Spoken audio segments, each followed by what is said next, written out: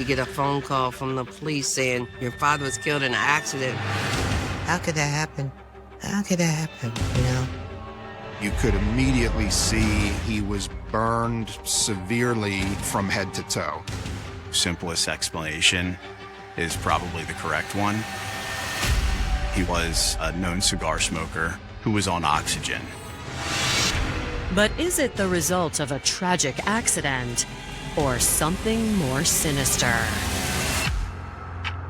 Some scenes make perfect sense, but this scene completely confused me. You could immediately see that he had no clothing on. The worst burns were on his back, which indicated where the fire had started.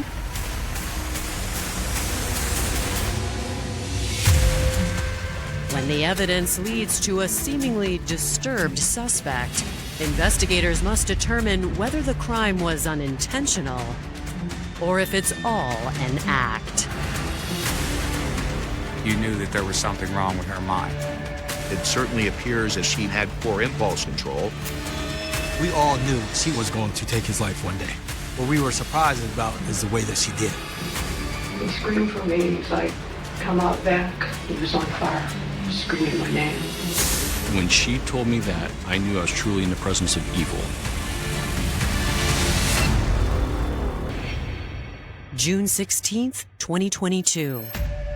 It's 5:23 a.m. in Susquehanna Township, Pennsylvania, when police receive a strange 911 call. What's your name? Evelyn. Your last name? Zigerelli-Henderson. Tell me exactly what happened. Yeah, I believe Carmen Q. Henderson did not make it. He, What do you mean did not make it? No, you gotta be specific with me. I'm not understanding what you're trying to tell me. I think he is deceased. The 911 operator is trying to get some information. How do you know that he is passed away? Is he still breathing? And she's like, I just know. He is deceased. Yeah, because he's burnt. Is there anything still burning? No. She said to the 911 operator that she had seen him at 1 o'clock in the morning, heard him yell, and chose at that time not to call 911.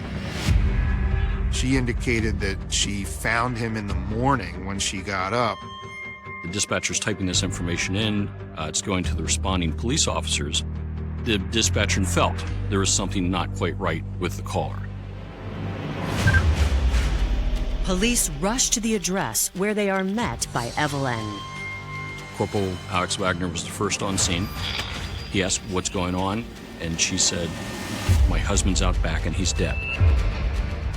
As he's approaching the back door, he could see Mr. Henderson on the ground on the back patio. He's just completely burned to death. The officer immediately secures the scene and calls for backup. As I come around the back, there's a stone patio. I look down, and there is a naked, burnt man. I was completely not ready for that. I knew Mr. Henderson from years ago. He was a retired Susquehanna Township police officer, probably back in the late 70s, early 80s. Some scenes make perfect sense. You look and you can say, okay, this is likely what happened. But this scene completely confused me. And we're looking at the possibility of an accident. Maybe he set himself on fire with a cigar. Investigators know that his wife, Evelyn, must have answers. They pull her away from the scene to get more information. The questions running through our minds were related to the different scenarios of how this could have occurred. Most of the attention was focusing on trying to determine if this happened accidentally or intentionally.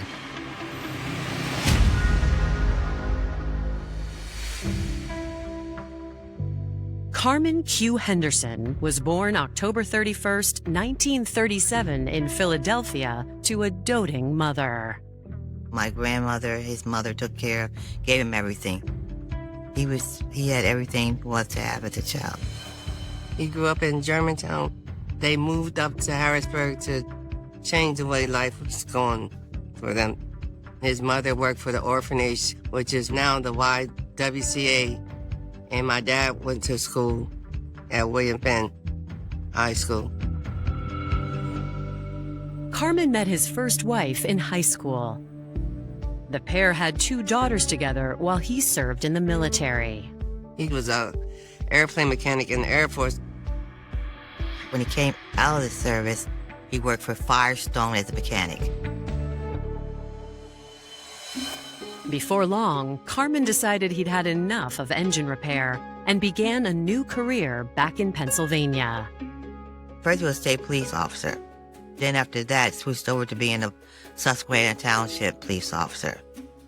He was one of the first minority police officers in this area. His reputation was, everybody thought he was an incredible man. During his early career in law enforcement, Carmen and his wife separated, but he remained close to his daughters. Even though we lived with our mother, I would see my dad every day because I would go to my grandma's house after school every day. And my dad was there, and my grandma would cook dinner, and me and my dad would eat dinner every day. He took us to the Philadelphia Zoo. He took us to Atlantic City, to Jersey, because he liked Atlantic City. My dad took us everywhere. Carmen was just as caring with the people in his community. He had risen through the ranks to be a deputy sheriff in Dauphin County. He was a good man, he was a fair man, and he was very well liked. All different colors of people I would run into, and they would tell me that my dad helped them a lot when they were on parole and stuff. How, it changed their lives. He didn't treat them like criminals. He treated them like people. And I think that's why everybody liked him so much. Carmen Henderson was the grandpa of the neighborhood. He was like Mr. Rogers. People loved this man. One person struck by Carmen's charm was Evelyn Zigerelli. Born on March 4th, 1956 in Beaver County, Pennsylvania, Evelyn also seemed destined for a life of service. She came from a family with a political background out in southwestern PA. Throughout high school, Evie was active in a range of activities, including band, sports, and student government. She carried a strong work ethic from adolescence into adulthood, running for local office in 1983. She was elected clerk of courts in Beaver County in the mid-'80s. Eventually, she came to the Harrisburg area, and after she was here, after she met Mr. Henderson, she tried to run for office in Dauphin County. No-nonsense Evelyn found a lifelong ally and supporter in Carmen. The pair married in 1991, and Carmen's good reputation bolstered Evelyn's political confidence. She made several bids for office. She came from Beaver County, and she thought that her experience and accolades and her past status as an elected official out there would instantly transfer over. That was a rude awakening when she came here and realized all of a sudden, no, you're an outsider. After a slew of lost elections, Evelyn and Carmen decided to pivot their energy into opening a business. So, I'm just going to give me a limousine. That's what I'll do. I'll just get me a limousine and start my own profession. He did most of the work for the cars, so he was able to save a lot of money that way. Evelyn ran the day-to-day part of the booking the trips and getting clients.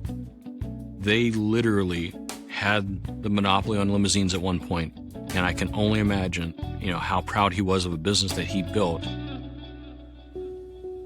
But by 2022, the business had lost much of its revenue due to Carmen's failing health. Mr. Henderson's health had been declining to some extent. He was becoming more frail. He was 84 years old, wasn't able to walk as easily as he used to. Mr. Carmen was just, getting older. They were still getting some income in, but it just slowly faded away.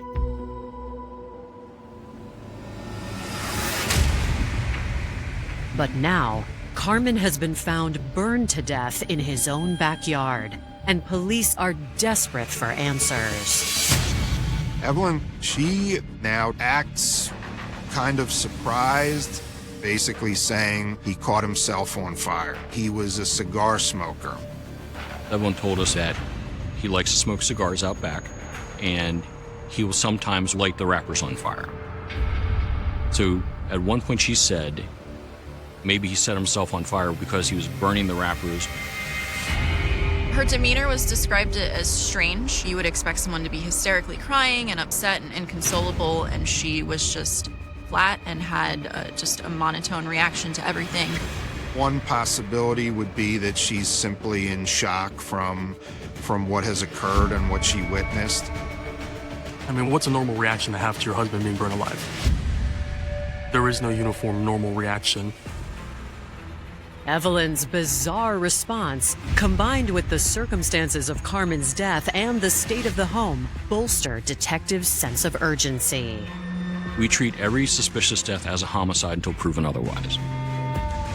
So I knew we were going to have to get a search warrant for the house. I knew we were going to have to remove her from the house in order to perform the search warrant to secure the scene, make sure nothing gets tampered with. I took a closer look. Inside the house was absolutely deplorable. It was filthy.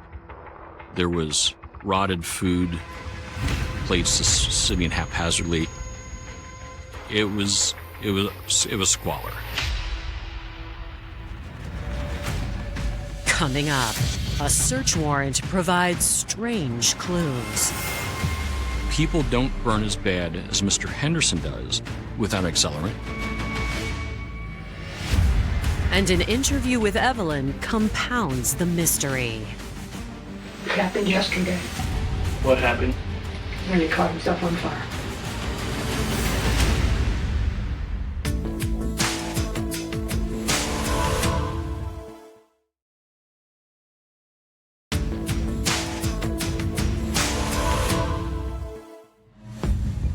Pennsylvania police are investigating the bizarre death of a former officer, 84-year-old Carmen Henderson. His wife, Evelyn Zigerelli-Henderson, thinks he caught himself on fire. But given the neglected state of their home, detectives wonder about her mental state. One of the first things that we look at in terms of how well people are doing mentally is how well do they take care of themselves. If they're out of touch with reality or even just severely emotionally distressed, that can be reflected in what surrounds them. Sometimes a place filled with clutter and that is not clean and has all sorts of indications of mental illness. We asked her, when did you see him last? She said, last night he went out to smoke a cigar around 7 or 8 o'clock, and I went to bed. And she said that she didn't see him until she woke up this morning, called 911. Evelyn originally said she saw Carmen around 1 a.m. Evelyn is confusing details, and when you're getting different pieces of information like Evelyn is giving here, police are certainly going to be concerned about whether or not Evelyn is a reliable source of information. She had indicated that she was bipolar and she had stopped taking her medication. The characteristic bipolar disorder is cyclical mood swings from periods of elation to periods of depression. This can affect memory and cause a person to become confused, and that sometimes doesn't allow that person to perceive what's going on in the world in front of them. So I said to her, would you mind coming with us to the police station to talk? And she said, absolutely. As Evelyn is transported to the Susquehanna Township Police Station, investigators search for other potential witnesses. Law enforcement canvasses the neighborhood. They want to talk to neighbors and see if anyone saw or heard anything. No one reported hearing any yelling, any screaming. This was June, so it could be, that people had air conditioners in their windows. It could be the time of night it happened. Maybe everyone was in a deep sleep. At first glance, the scene itself doesn't provide many answers either. You could immediately see that he had no clothing on, and he was burned severely from head to toe. My question is, why is he naked? When you looked on the ground, there was actually a pile of debris, burned debris, everything charred. There were shoes, parts of a belt, a cuff of a shirt. And so the more you kind of looked at the scene, the more it became apparent that he actually was dressed when he caught fire. We believed as he was on fire, he more than likely was disrobing. The severity of the burns raises other questions. The initial thought is there must have been some sort of accelerant, some kind of liquid, flammable liquid that would have been poured onto him, either by himself or somebody else, that would have ignited to cause those kind of burns.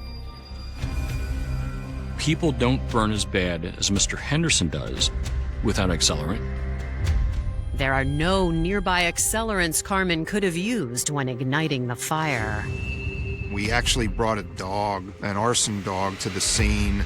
The dog ran through the scene and came back as not indicating that they detected any form of accelerant.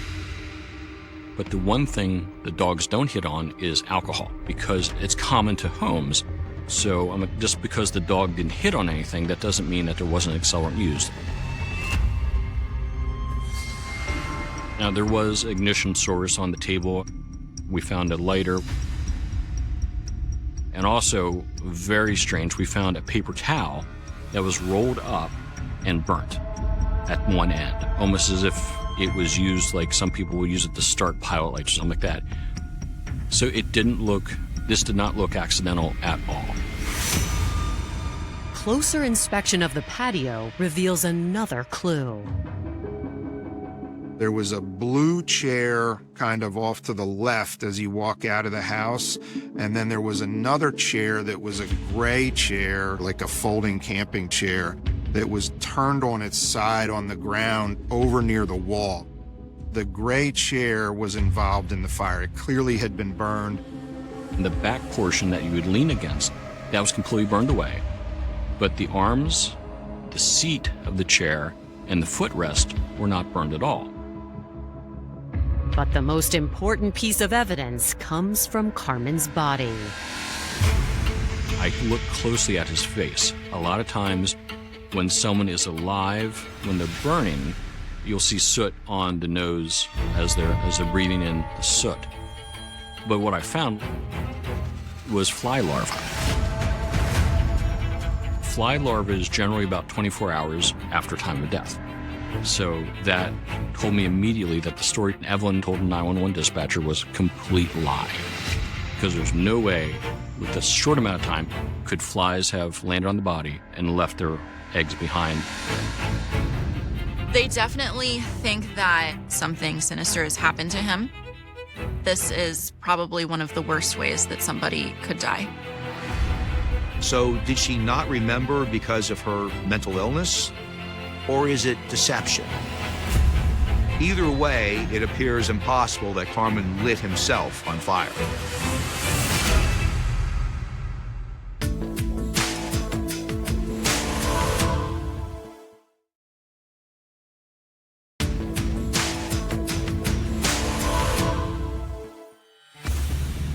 Over 3 hours after Evelyn Henderson called 911, investigators are now seriously questioning her account of her husband's death. When they sit down with her at the police station, they ask her to go over the details of that evening again. Her demeanor is relatively the same as it is on the scene. You know, she doesn't get upset, she is not crying, she doesn't seem like she's grieving. It did not seem like she was in any sort of shock from the incident at that point. That seemed like it may have been the case on the scene, but now we're hours later. She's removed from the scene, and she's clearly understanding the questions. So what happened that we're here today? Can you explain that to me? Well, I called 911 because Carmen Henderson needed help. I'm trying to get her into a story that's consistent that she's staying with. On the scene, her version was that the last time she saw Mr. Henderson was at 7 o'clock at night, and then she went to bed and didn't see him again till the morning. Then when she was talking to Sergeant Wilson, the time changed to 11 o'clock at night. I said, Evelyn, didn't happen. There's fly larvae in his mouth and nose. I said, that takes at least 24 hours to develop. It happened yesterday. What? Yesterday. What happened yesterday? When he caught himself on fire. Okay, so now walk us through that, because now we're talking about a whole different timeline now. When someone is not giving proper sequencing, it could be due to deception, but it could also be due to a number of other factors, including trauma. Unable to put Evelyn in a consistent timeline, they changed tactics. When they asked her, did you go outside to the back patio? She indicates, yes, I went outside. Well, when I come to the door, it was already on fire. But I was not up there when it first happened. And that was about what time? I don't know, I guess it was 4 or 5 o'clock. I come back in to call 911, and I didn't. He screamed for me as I come out back. It was on fire. So what did he scream? He was just screaming my name. Evie. Evie. He fell down, he stopped talking, and she just went about her day until at approximately 5:30 in the morning. Evelyn Henderson dialed 911. Investigators are stunned to realize that at least 4 hours would have passed before Evelyn finally called police. When she told me that, I knew I was truly in the presence of evil. Some people make mistakes, some people do bad things, but she, at that moment, struck me as truly an evil person. I mean, how long do you think you looked at him before you called 911? 15 minutes. So you looked at him for 15 minutes? 10 minutes. No, it was less than that. Okay. How long do you think it was? 5 minutes. She knows she should have called. She saw him go down, but she just didn't. She had no good answer for why she waited to call 911. And of course, it's hard to come up with in your mind when you're trying to think, why would anyone wait? Could she been having a mental health issue? Possible. Absolutely, could it be possible? But how she was telling the story, it just felt to me that it almost felt like it was more of a controlled act as opposed to a person with a mental illness. I felt she was involved, but we didn't even have anything concrete at that point. The interview continues for several more hours as police try to determine whether Evelyn had a reason to murder Carmen. She talks about their relationship as being kind of up and down, that it was good for a long time, but in recent memory that they had been arguing. That's what we were arguing about. Money. What were we arguing about money for? She goes, he doesn't know where all the money went, and he was blaming me for losing the business. Evelyn admits she mismanaged the finances of the couple's limousine company, overspending on luxuries. The spending on her part, the not being able to manage money, is what kind of put them under. She said that she knew that they're going to lose the house. They were $40,000 in debt on a second mortgage. They stopped making payments on it. She was worried about losing the home or not having a place to stay. She admitted at some point that there was a $10,000 life insurance on him. Evelyn said over and over again that she did not do this, that he lit himself on fire. She kept saying that repeatedly. I said, look, Evelyn, I said, nothing's making sense. I said, you know what? I said, I think it's going to point back to you, Evelyn. Coming up, Carmen's loved ones share disturbing stories about Evelyn. That crazy B.I.T. series. She effing did it. But can investigators prove she committed murder? He was actually breathing in more flames than any sort of smoke. It's excruciatingly painful being burned.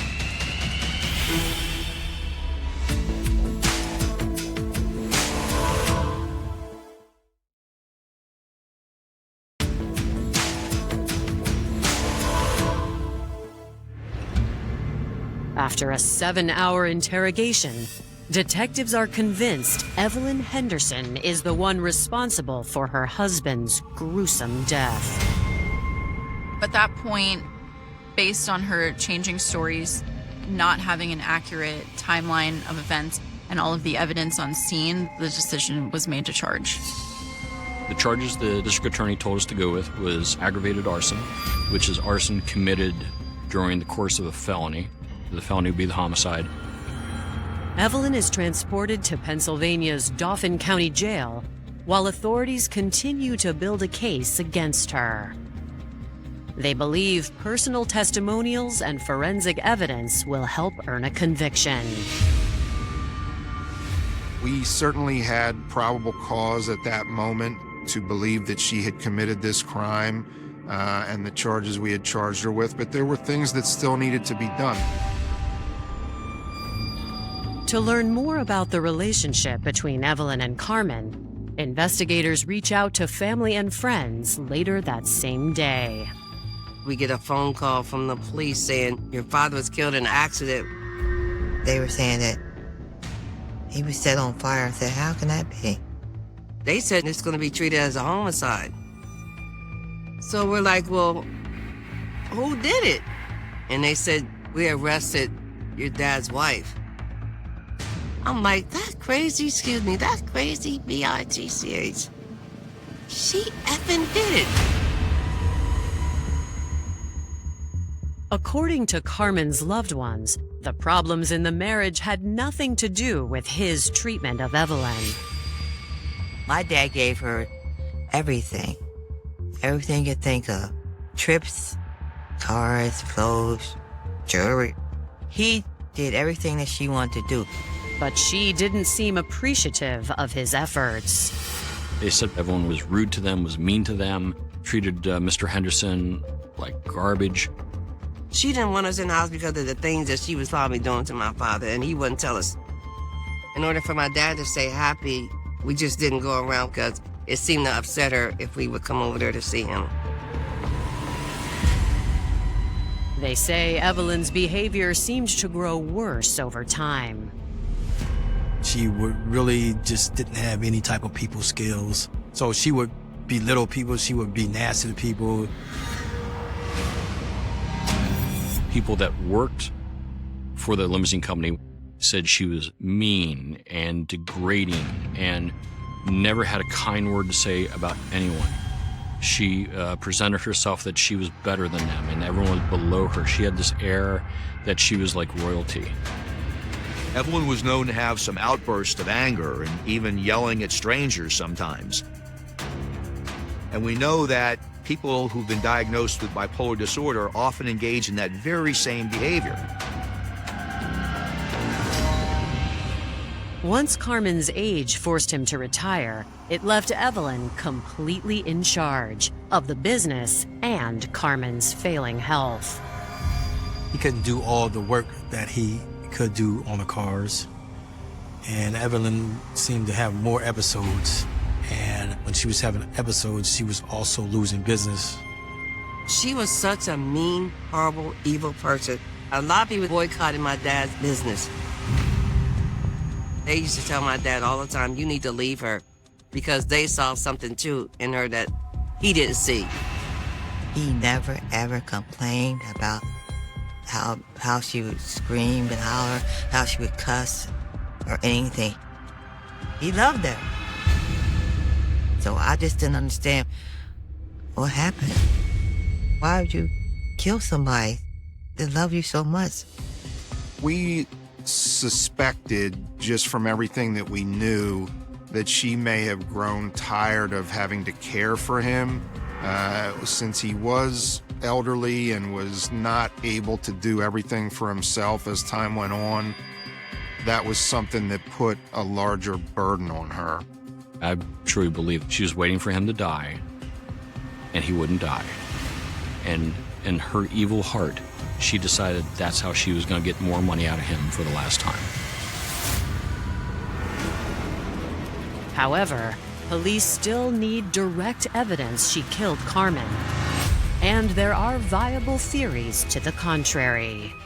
I believe in Occam's razor, right? Which the most simplest explanation is probably the correct one. Carmen was a known cigar smoker. He was an elderly gentleman with some physical limitations who was on oxygen. I'm just not convinced that she did it. Some people have said that she suffered from some type or types of mental illness. But I don't necessarily think that that translates to somebody becoming a murderer. The autopsy still needed to be conducted here, and then the fire investigators had to complete their investigation as well. After somebody is charged and or arrested, that's really only the beginning of the investigation.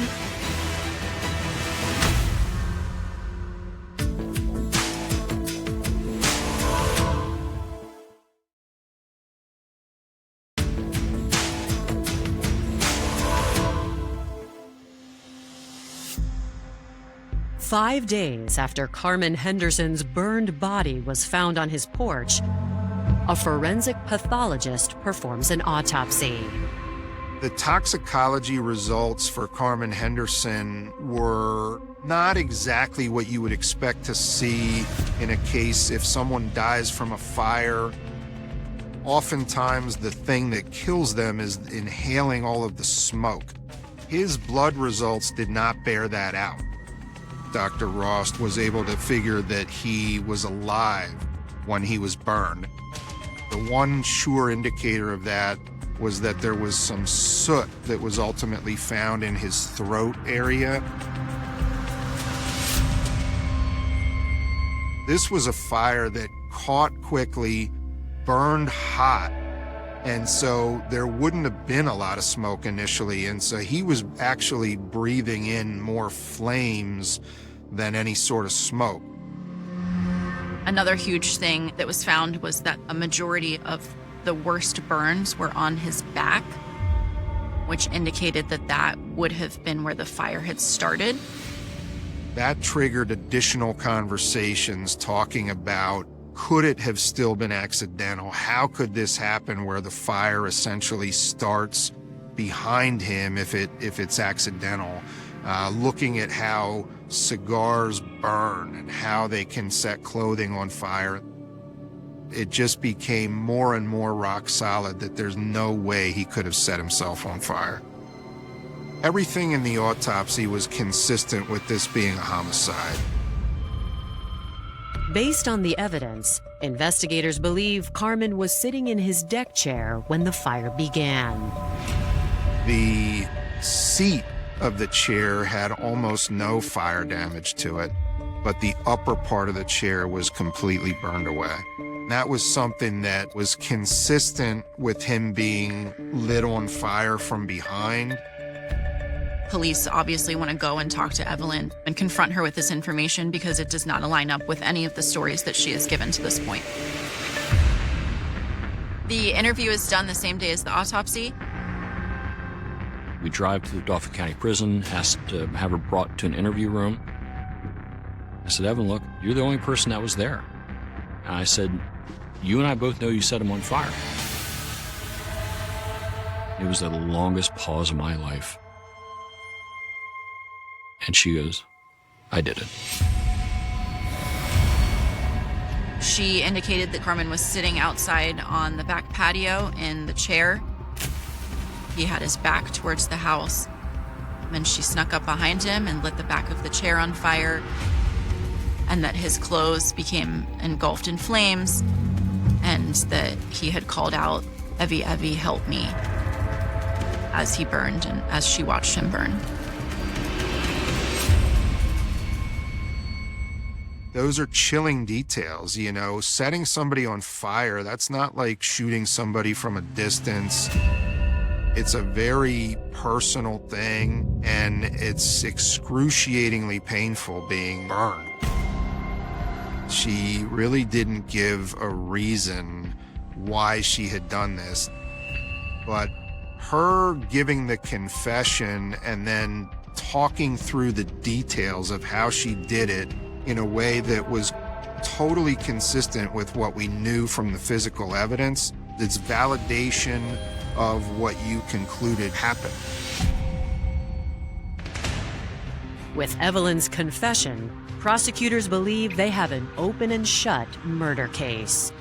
But at the first pretrial hearing, she once again changes her story.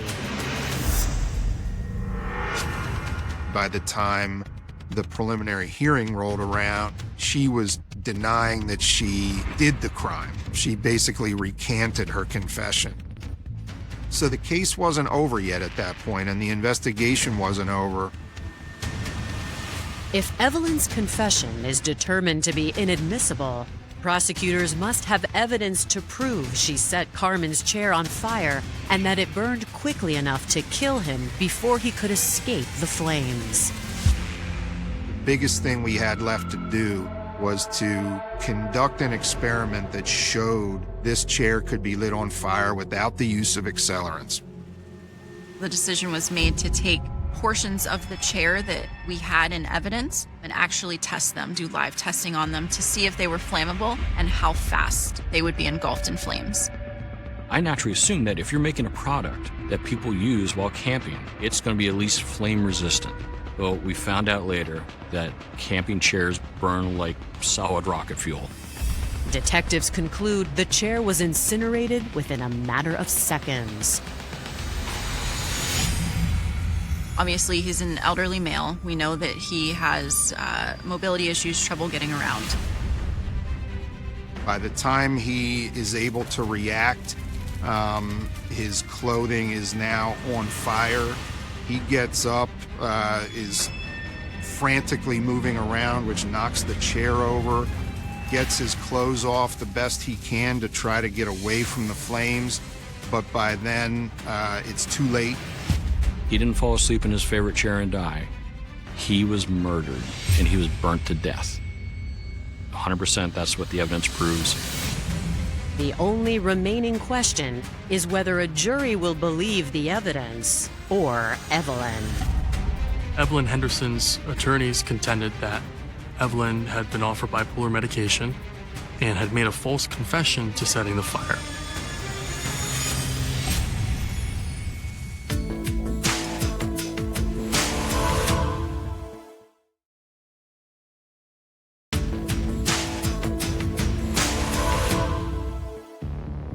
On March 12, 2024, nearly 2 years after Carmen Henderson burned to death, his wife, Evelyn Zigerelli-Henderson, goes on trial for his murder. My opening statement, I started it out essentially with what Carmen's last words likely would have been, which was, Evie, help me.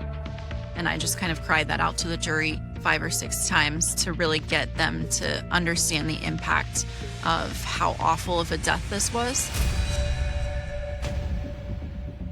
The crux of the defense at trial was essentially to say that Evelyn Henderson gave a false confession, and that the only reason she said she did it was because she had given up, as the defense put it. In many of these homicide cases, there is an element of mental health. The defense in this case certainly brought up that she was bipolar, which really the only evidence of that was she had indicated that she had stopped taking her medication. The claims of her being bipolar came from her and her alone. There was never any extrinsic evidence provided to us about that. The defense argues that the fire was simply an accident. Evelyn Henderson's attorneys also argued that Carmen Henderson set the fire himself during their closing arguments. Going into deliberations, we just hoped that the jury followed the evidence. The jury's verdict in this case was very interesting. They convicted her of second-degree murder, which is felony murder in Pennsylvania. That verdict kind of indicates that the jury didn't think that she meant to kill Carmen Henderson, but believed that she set the fire. The day that she was convicted, there was something that I had in my mind, a surprise for her. Sheriff Chimeni leaned over to me. He goes, "You know those handcuffs that she's wearing?" I said, "Yeah. Those are Carmen's." I asked Evelyn, how did those handcuffs fit? I said, "These were your husband's handcuffs." Her reaction, her eyes kind of opened up and it kind of hit her. At Evelyn's sentencing hearing, Carmen's friends and family are given the opportunity to tell her how her actions affected them. I told her that if Mr. Carmen had survived the incident, he would come in in bandages and all and be trying to convince the jury that she didn't mean it. He would forgive her. And I told her, that's the man you took from everyone. When I did the impact about how could you treat someone like that was so kind to you and loved you and gave you everything, that's when she broke. That was the first time she ever looked up and you could see in her eyes that she did it and that maybe she regretted it. Evelyn is sentenced to life in prison without the possibility of parole. It was relief that we had gotten some justice for Carmen and for his family, and that they would be able to put this portion behind them. That's a very small portion of the grief that they'll have to go through for the rest of their lives. I don't know why my dad didn't see it. How could love overshadow something that evil?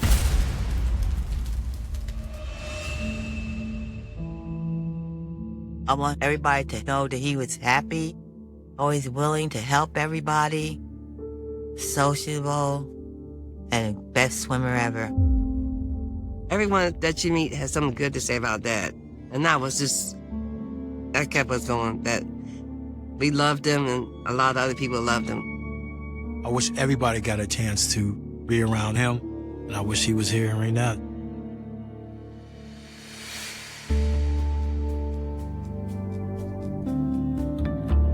It started with a silence that didn't belong. Not the peaceful kind that settles over a neighborhood before dawn. Not the gentle quiet of a Florida morning waiting for the sun to break through heavy coastal air, but something sharper, something wrong, like a gap in reality where sound should have been. A house stood still at the end of a quiet street, lights off, curtains drawn. Everything exactly where it should be except the person inside had simply vanished. Florida, 1995. Heat pressing down like a weight. Palm trees barely moving. A neighborhood that had built its identity on routine. Morning jogs, evening barbecues, doors left unlocked without a second thought. People here trusted each other. They had no reason not to. Until that morning. Laura Bennett was not the kind of person who disappeared. 32. Elementary school teacher. Structured. Predictable. The kind of woman whose life could be mapped out by habit alone. She woke up at 6:30 every day. Coffee brewed at 6:45. Left for work by 7:30. Always on time, never late. Even her weekends followed patterns. Groceries Saturday morning, laundry Sunday afternoon, phone calls to her sister like clockwork. The last confirmed sighting placed her inside her home the night before.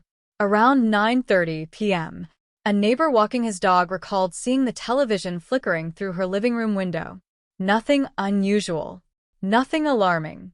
Just another quiet night folding into the next. But by morning, Laura Bennett was gone. Her car remained parked in the driveway. Driver's side door locked. No damage. No signs of tampering. Inside the house, everything appeared untouched. Her purse rested on the kitchen counter. Keys placed neatly beside it. A glass of water half full, condensation still faintly clinging to the sides, as if time itself had paused mid-breath. No signs of struggle. No forced entry. No broken glass. No overturned furniture. Just absence. Clean. Controlled. Impossible. The call to police came just after 6:15 a.m. A coworker, concerned when Laura didn't show up for work and didn't answer her phone. At first, it seemed like a routine welfare check. Officers arrived expecting something simple, a missed alarm, a sudden illness, maybe a forgotten obligation. Instead, they walked into a void. The front door was closed but unlocked. Inside, the air felt heavy, stale in a way that didn't match the timeline. Officers moved slowly, instinctively lowering their voices as if the house itself demanded silence. They called her name. Once. Twice. Nothing answered. Bedrooms untouched. Closet undisturbed. Bathroom dry. No signs that she had prepared to leave. No suitcase missing. No clothing scattered. It didn't look like someone who had packed up and gone. It looked like someone who had been interrupted. Midlife. Mid-moment. Gone. By 8 a.m., the street was sealed. Yellow tape cut across manicured lawns. Patrol cars lined the curb. Neighbors gathered in small clusters, whispering, watching, trying to reconcile what they were seeing with what they believed about their community. Because this wasn't supposed to happen here. Detectives arrived and began the process. Slow, methodical, every surface examined, every corner photographed, every inch of the house documented. But the deeper they looked, the more unsettling the scene became. There was nothing to find. No fingerprints that didn't belong. No footprints leading in or out. No blood. No fibers. No indication of violence. It was as if whoever had been there had never existed at all. Except for one detail. One.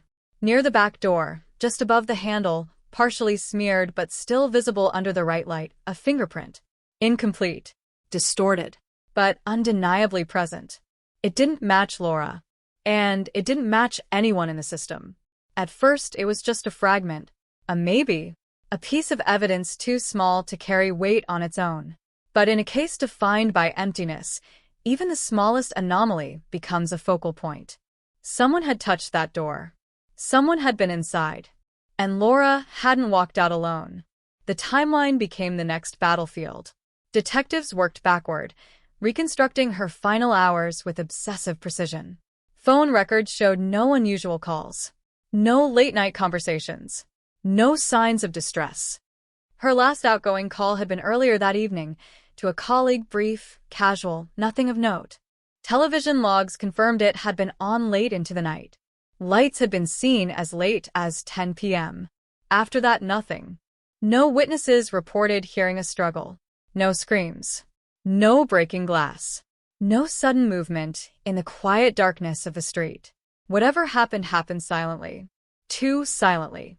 Door-to-door interviews began before noon. Neighbors were cooperative, eager to help, still clinging to the belief that this could be explained, that there was a rational answer waiting just beneath the surface. Most said the same thing. They didn't see anything. They didn't hear anything. They went to bed like any other night. But one neighbor paused. Just slightly. Just enough. He lived 3 houses down. A man in his 40s. Known in the neighborhood. Familiar face. The kind of person people described as dependable. Helpful. Always around when something needed fixing. Always willing to lend a hand without being asked. Trusted. His statement was simple at first. He had been home all evening. Watched television. Nothing unusual. But then, almost as an afterthought, he added something else. He thought he saw movement. Late. Sometime after 10 p.m. He couldn't be sure. He emphasized that. Repeated it. Said he might have seen light shifting through her kitchen window. A shadow, maybe. Or just the reflection of something. He didn't want to overstate it. He wasn't sure. Detectives noted it down. At that stage, every detail mattered. But his hesitation lingered in a way that didn't sit cleanly with the rest of the statements. Because no one else had mentioned it. No one else had seen anything. And yet he had. Or thought he had. Or wanted to believe he had. By the second day, the search expanded beyond the neighborhood. Canals were dragged. Wooded areas combed by volunteers. Helicopters scanned from above, slicing through humid air in slow, deliberate patterns.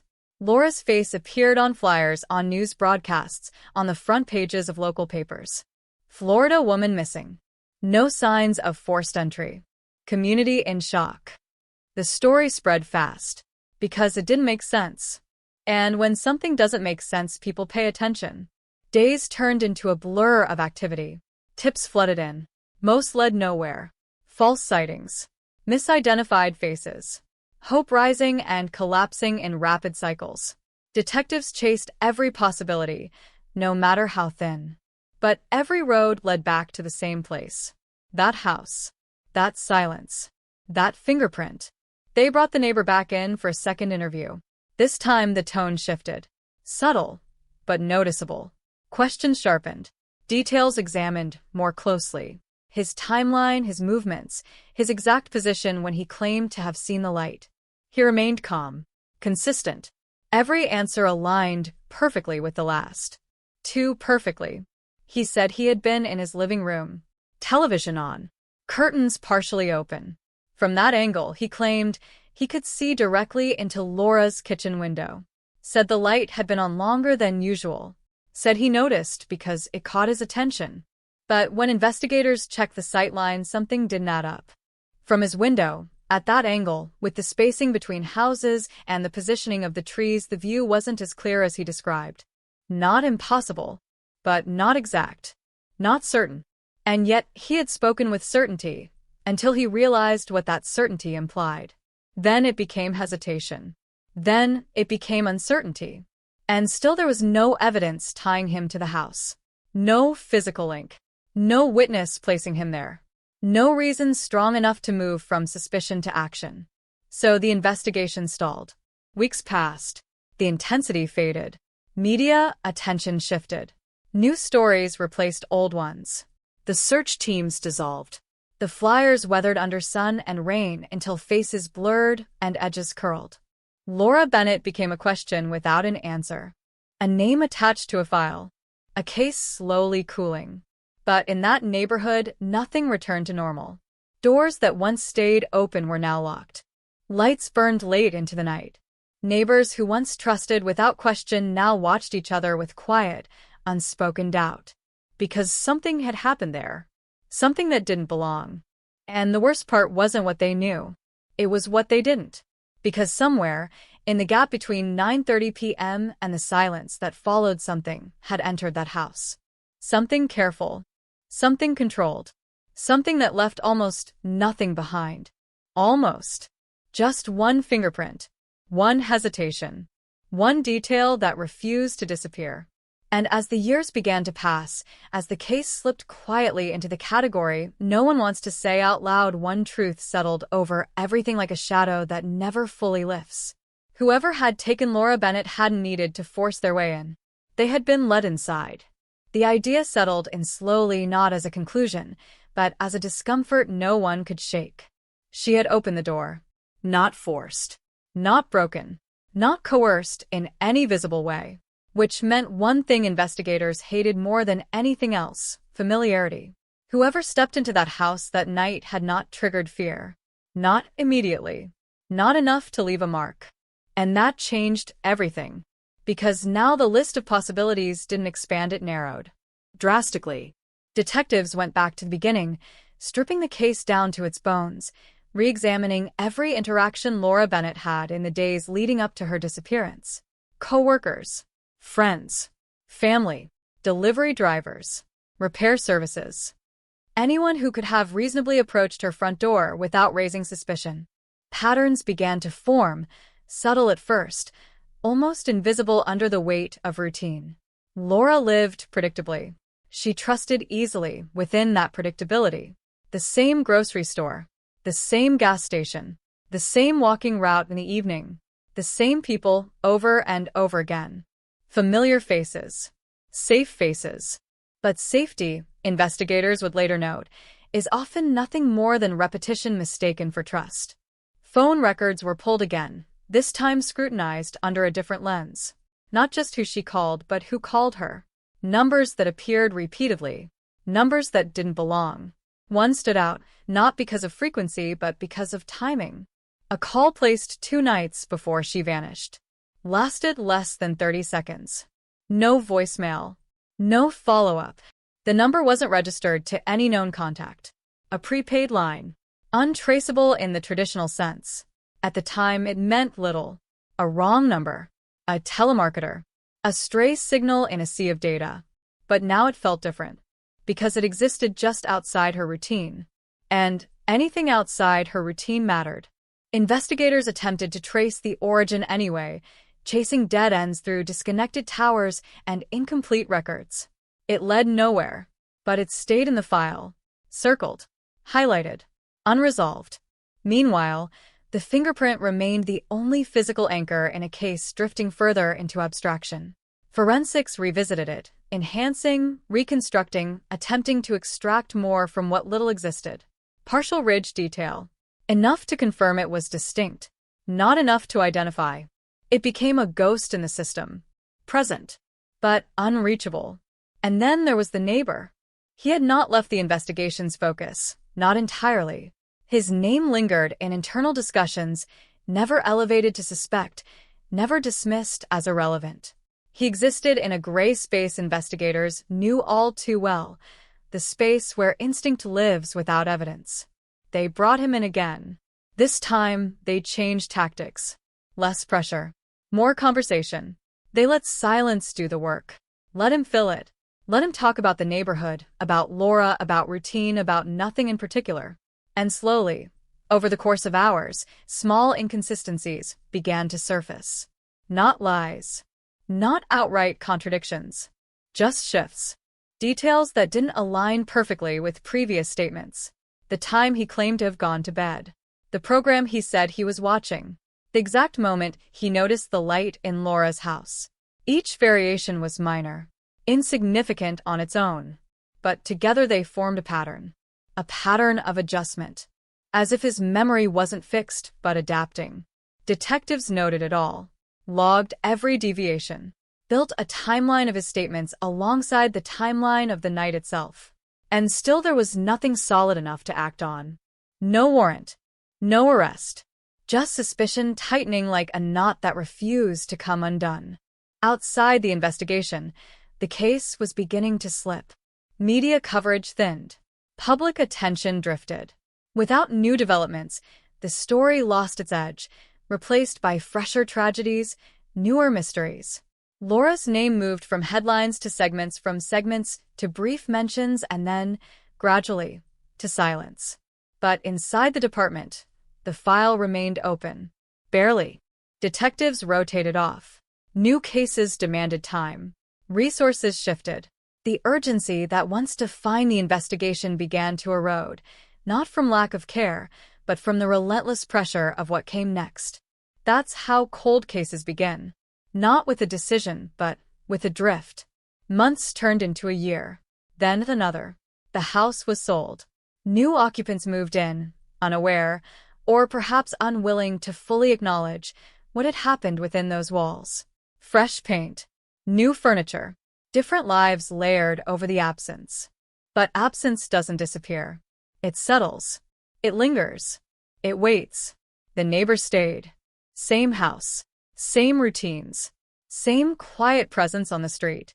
If anything, he became more embedded in the fabric of the neighborhood, not less.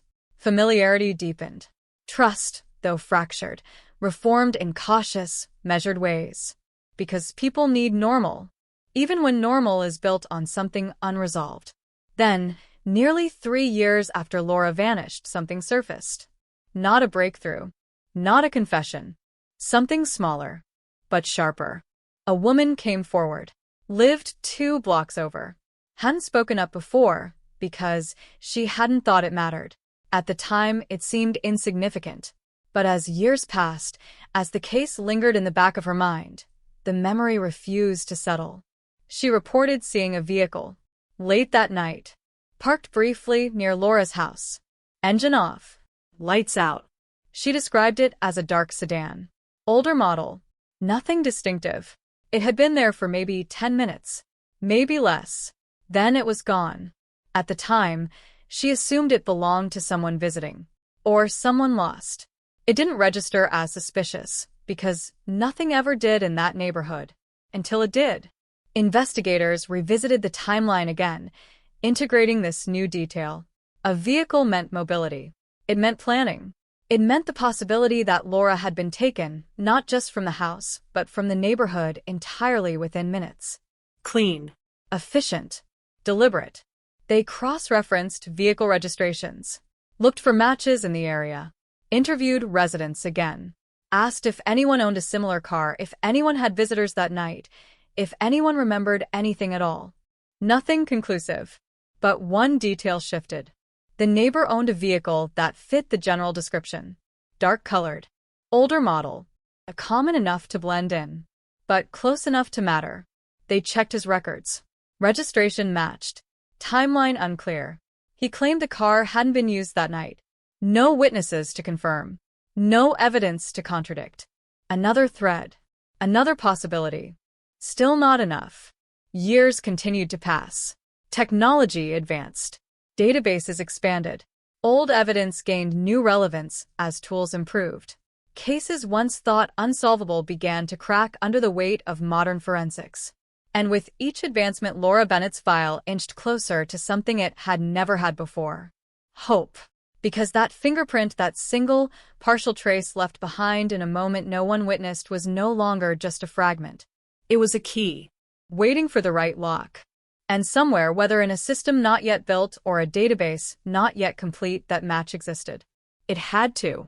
The question was never if. It was when. And more importantly, who would it point to? Because as the years stretched on, one possibility grew harder to ignore, settling into the edges of the investigation like a shadow that refused to fade. The person who took Laura Bennett didn't rush, didn't panic, didn't leave chaos behind. They moved with confidence, with control, with the kind of precision that doesn't come from impulse but from familiarity. Familiarity with the house. Familiarity with her routine. Familiarity with trust. And if that was true, then the answer had never been far away. It had been there from the beginning. Watching. Waiting. Blending in. Right next door. Time didn't erase the case. It distorted it. Details softened at the edges. Memories shifted. What was once sharp became uncertain, then debated, then quietly rewritten in the minds of those who had lived closest to it. But some things refused to fade. The fingerprint, the hesitation, the neighbor, they remained, frozen in place, like evidence sealed in a room no one could fully leave behind.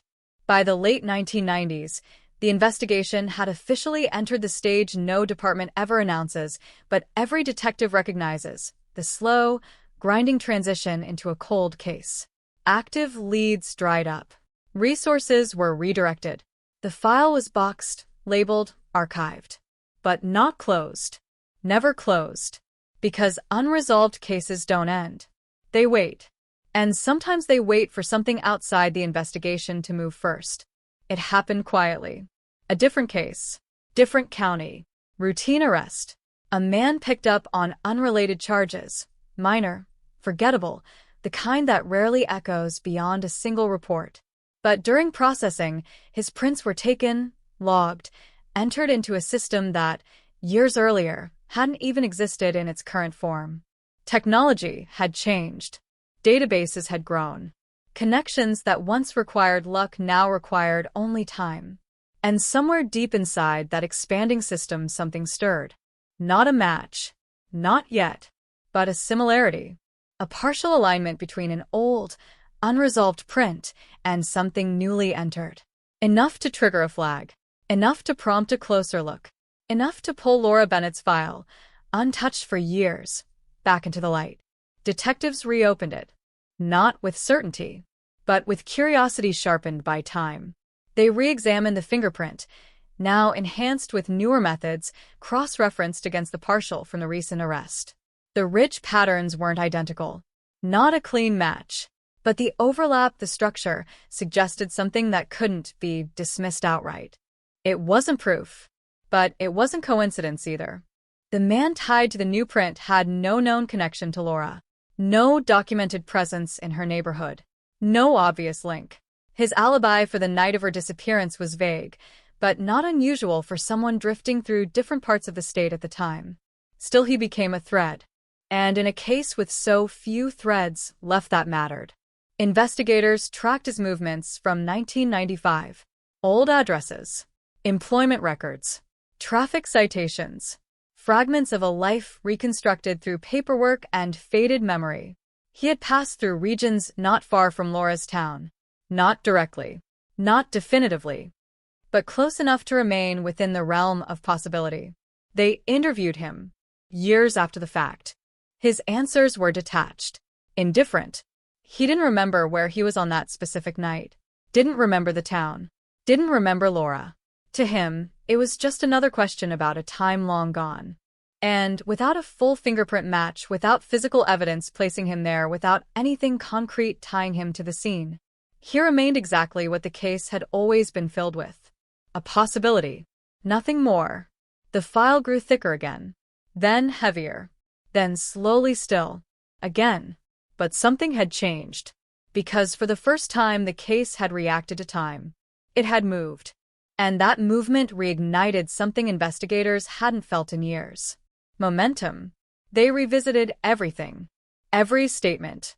Every interview. Every overlooked detail buried beneath assumptions made when the case was fresh, when pressure was high, when the urgency to act sometimes overshadowed the patience to question. And when they circled back to the neighbor, they saw him differently. Not as a footnote, not as a peripheral figure, but as a constant. He had never left the narrative. Not once. His statements, when laid out across time, revealed a subtle evolution.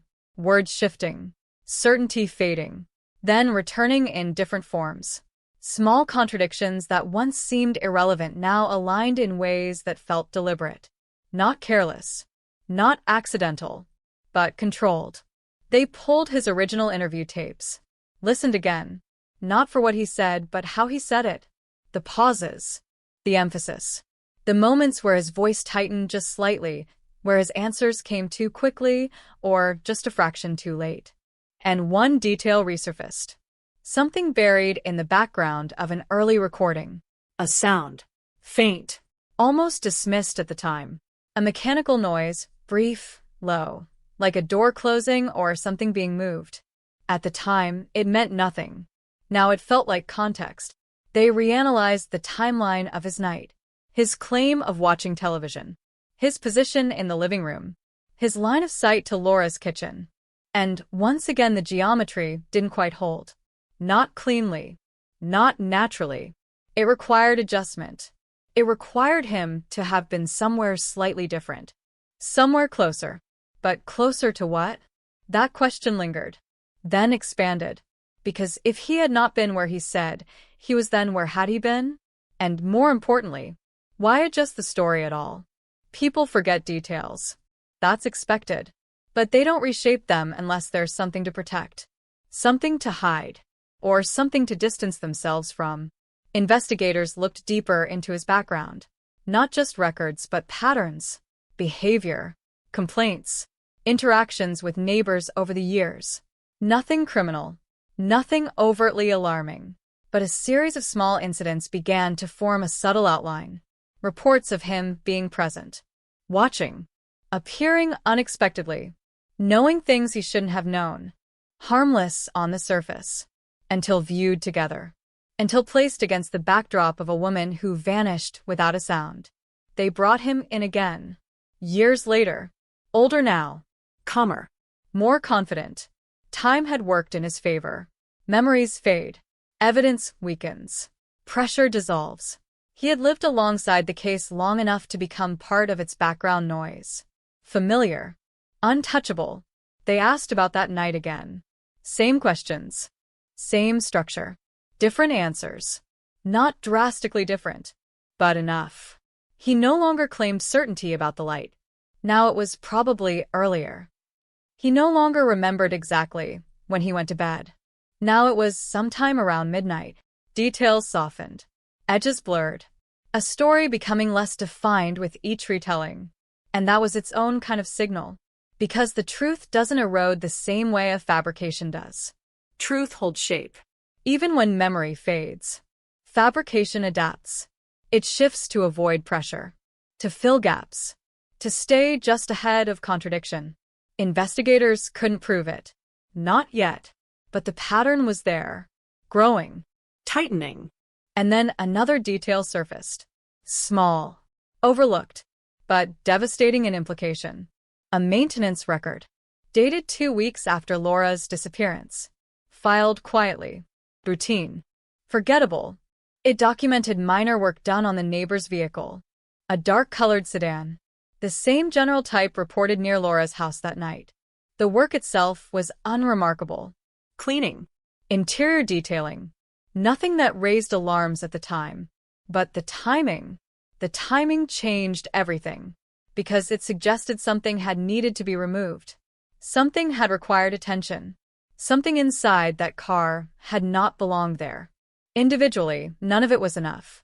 But together, the fingerprint, the shifting statements, the questionable sightline, the presence of a matching vehicle, the unexplained cleaning shortly after the disappearance.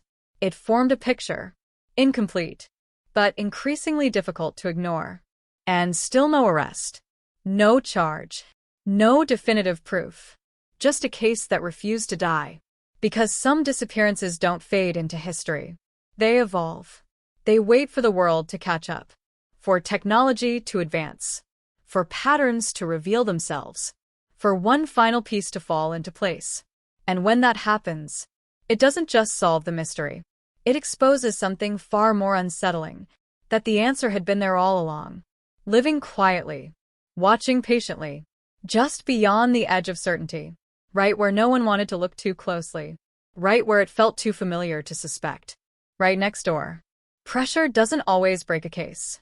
Sometimes it reshapes it. And by the early 2000s, the Laura Bennett investigation had become something different. Not active, not forgotten, but suspended in a state where every new detail had to fight its way through layers of time, doubt, and missed opportunity. But pressure had begun to build again. Quietly. Internally. Because the pattern surrounding the neighbor was no longer something that could be dismissed as coincidence. It wasn't enough to act on, but it was too much to ignore. And when cases reach that point, investigators do something simple and dangerous. They start looking for confirmation. They reassembled the case from scratch, as if seeing it for the first time. No assumptions. No inherited conclusions. Just facts. Isolated, examined, and then reconnected. Laura Bennett. Last seen alive inside her home. No forced entry. No struggle. One unidentified fingerprint. One inconsistent witness. One vehicle possibly present. One unexplained cleaning. Individually, each detail floated. Together they began to anchor. Detectives requested a deeper forensic review, not of new evidence, but of old evidence reinterpreted through new methods. Advances in trace analysis had changed what could be recovered from surfaces once thought clean. Microscopic fibers. Residue patterns. Environmental transfer. They went back to the house. Or what remained of it. Years had passed. Ownership had changed. Renovations had altered the structure. But some things remain embedded beneath the surface. Floorboards were lifted. Sections of drywall examined. Not because they expected to find something obvious, but because cases like this rarely leave obvious behind. They were searching for absence. For inconsistencies. For places where something had been, and then deliberately removed. And in the process, they found something subtle. Near the back entryway. A section of flooring that had been replaced. Not recently, but not original either. Records showed it had been repaired approximately 6 months after Laura disappeared. Water damage, according to the report. A minor issue, common in Florida homes. But when examined closely, the pattern didn't align perfectly with typical water exposure. It wasn't proof, but it was unusual. Another fragment. Another possibility. Meanwhile, investigators began reconstructing the behavioral profile of whoever had taken Laura.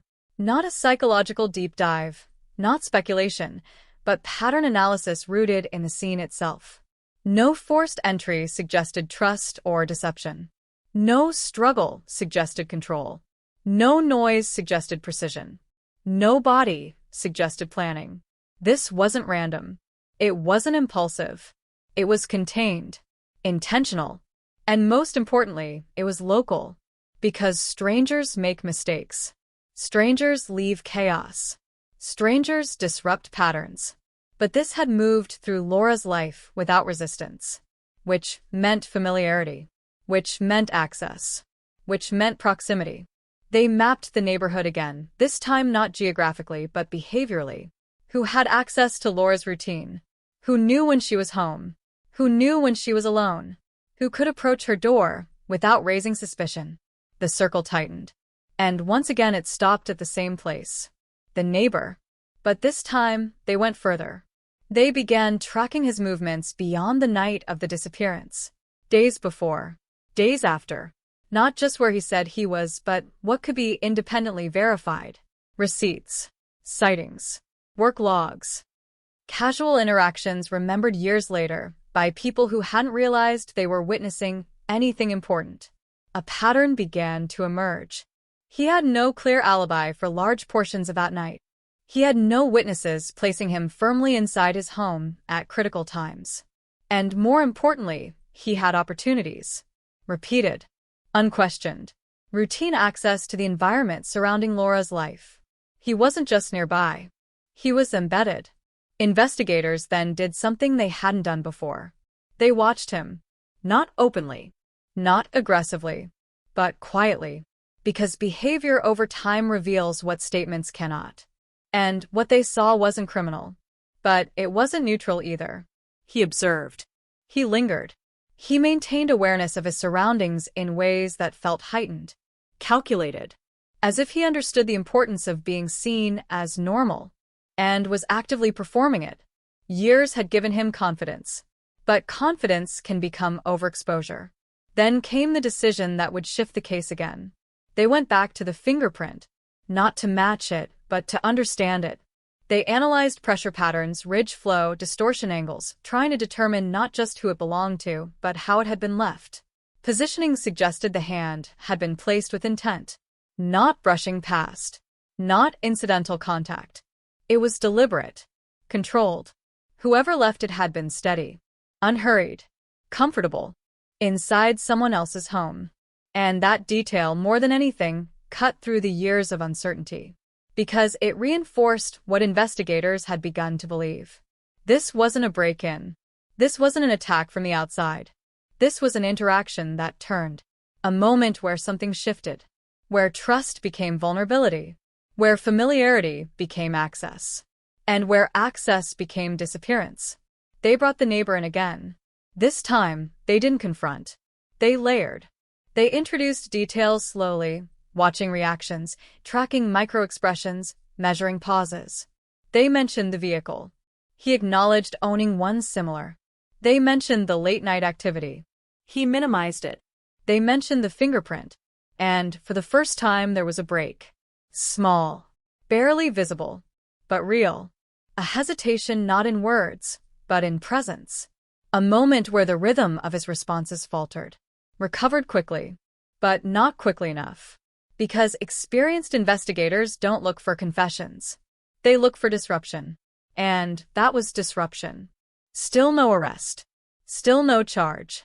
Because suspicion, no matter how strong, does not replace evidence. And evidence, in this case, remained just out of reach. But something had shifted again. Not in what they knew, but in how certain they were becoming. Because the case was no longer drifting. It was narrowing. Every path, every thread, every reinterpretation of old facts led back to the same quiet house. The same man. The same unanswered questions. And as the pressure built, slow, patient, relentless, it became clear that this wasn't going to break suddenly. It was going to tighten. Until something gave. Until a mistake surfaced. Until time itself revealed what had been hidden. Because time doesn't just erase. It exposes. And somewhere, buried in the years between that silent night in 1995 and the present, was a detail that had been missed. Not because it wasn't important, but because no one had yet known how to see it. And when they finally did, it wouldn't just point to what happened inside that house. It would point to who had been standing there all along. Close enough to be trusted. Close enough to be overlooked. Close enough to never need to force the door. Close enough to make Laura Bennett disappear without a sound. By the time the case crossed into its second decade, something had fundamentally changed, not just in the investigation, but in the nature of evidence itself. Time had once been the enemy. Now it was becoming an ally, because technology was catching up to the past. Databases that once held thousands now held millions. Forensic methods that once relied on clear, complete samples could now extract meaning from fragments. Partial prints, degraded traces, microscopic remnants that had once been dismissed as unusable were now reinterpreted. And at the center of it all, still waiting, still unresolved, that fingerprint. It had been scanned, archived, compared, and recompared over the years. Each time, the result was the same. No match. No identity. Just a silent placeholder in a system that wasn't yet ready to recognize it. But systems evolve. And in the mid-2000s, a decision was made. The print would be reprocessed. Not just rerun, but re-examined using updated enhancement techniques. Digital reconstruction. Pattern extrapolation. Algorithms designed to fill in missing ridge flow based on statistical probability. It wasn't perfect. It wasn't guaranteed. But it was a chance. Forensic analysts worked carefully, slowly, reconstructing what time had obscured. The original partial was fragile. Too much manipulation could distort it beyond use. But with precision, they expanded its usable features, isolating points of comparison that hadn't been visible before. More detail, more structure, more identity. Then it was entered again, into a system far larger than the one it had first entered years ago. And this time, the system responded, not with certainty, but with proximity. A list of potential matches. Short, refined, each one a possibility that hadn't existed before. Investigators began working through them one by one. Background checks, location histories, known associates, cross-referencing every name against the known facts of Laura Bennett's life. Most were quickly eliminated. No connection. No presence in Florida. No overlap in timeline. Until one name didn't fall away as easily. Not a perfect match. Not confirmed. But close enough to demand attention. The name belonged to someone already familiar to the case. Not from evidence. Not from records. But from proximity. The neighbor. For the first time, the possibility moved beyond instinct. Beyond suspicion, into something tangible. Because while the print was still partial, the alignment was stronger than anything they had seen before. Not definitive, but dangerous. Dangerous enough to act. They obtained a warrant for a voluntary print sample. He complied. Calm. Cooperative. Unshaken. Years had built a kind of immunity around him. He had been questioned before, observed, considered. And each time, nothing had come of it. This would be no different. Or so it seemed. The sample was taken, processed, compared. And then the waiting began. Days stretched. Silence settled. Because this wasn't just another test. This was the line between suspicion and proof. Between theory and reality. Between a case that lingered and one that finally moved. When the results came back, they weren't immediate answers. They were convergence. Points of similarity. Ridge characteristics aligning in ways that could no longer be dismissed as coincidence. Still not a full match. Still not enough to stand alone in court. But enough to change the direction of everything. Because now, for the first time, the investigation had something it had never truly possessed before. A bridge. Between the scene and a person. The neighbor was no longer just a presence in the narrative. He was connected. Not conclusively, but undeniably. And once that connection exists, it reshapes the entire case. Investigators moved quickly, but carefully. They couldn't rush. They couldn't overreach. Everything had to be built methodically, layer by layer, until there was no space left for doubt. They re-examined his past again. But this time, they looked for something different. Not just behavior. Not just proximity. But opportunity combined with capability. Had he ever shown signs of control? Of planning? Of concealment? And slowly pieces began to emerge. Old employment records revealed he had once worked in a maintenance role, access to tools, knowledge of structures, familiarity with residential layouts. Minor incidents surfaced. Nothing criminal, but telling. Times when he had entered spaces uninvited under the guise of assistance. Times when boundaries blurred just enough to be noticed, but not enough to be reported. A pattern. Subtle, but consistent. They re-interviewed neighbors. This time, the tone was different. Less about what they saw that night, more about what they had felt over the years. And the responses shifted. People hesitated, then spoke. Not accusations, but impressions. He watched. He lingered. He knew routines. He noticed absences. Things that once felt like attentiveness now felt invasive. Retrospect has a way of sharpening instincts that were once ignored. And as those instincts surfaced, the case tightened further. But still no direct evidence. No body. No confession. No definitive moment that could be presented as the truth. Just a growing structure of probability closing in from all sides. Investigators knew they were close. Not because they had everything, but because there was nowhere else for the truth to hide. And then came the next shift. Unexpected. Unplanned. A mistake. Not from the past, but from the present. The neighbor, now older, had grown comfortable. Years without consequence had reinforced a belief, quiet, unspoken, that whatever had happened in 1995 was no longer reachable. That belief created space. And in that space people talk. Not confessions. Not direct admissions. But fragments. Comments made in passing. Stories told slightly differently depending on the audience. And one of those fragments reached the wrong ears. A casual remark. Overheard. Dismissible on its own. But devastating in context. He had mentioned Laura. Not by name, but by detail. A detail never released publicly. A detail only known to investigators. It was small, but precise. Too precise. And when it was reported, everything shifted again. Because now the case had something new. Not just physical evidence. Not just behavioral patterns. But knowledge. Unexplained. Unaccounted for. And impossible to ignore. Investigators moved fast. They brought him in again. This time, the atmosphere was different. Not questioning. Not probing. But closing. They laid out the pieces. Not as accusations, but as facts. The fingerprint. The vehicle. The timeline. The inconsistencies. The knowledge he shouldn't have had. And for the first time, the silence didn't belong to the room. It belonged to him. Because pressure, when it builds slowly enough, doesn't explode. It compresses. It tightens. Until there's nothing left to adjust. Nothing left to reshape. Nothing left to hide behind. And in that moment, somewhere between denial and collapse, the truth doesn't need to be spoken. It becomes visible. In hesitation. In breath. In the absence of answers. And as investigators really watched him, they understood something with a clarity that had taken over a decade to reach.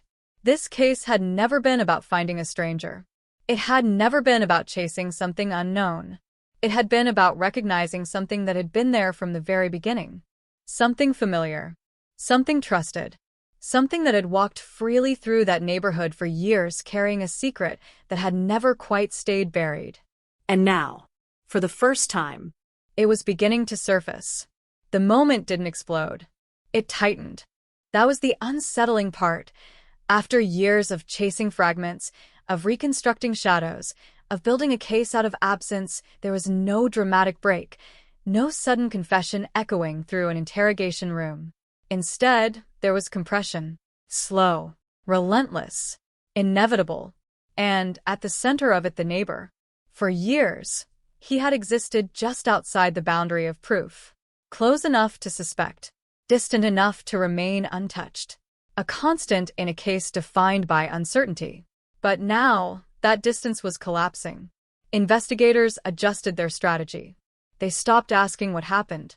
They started asking how it could have happened. Because how demands structure. how demand sequence, how forces reality to take shape.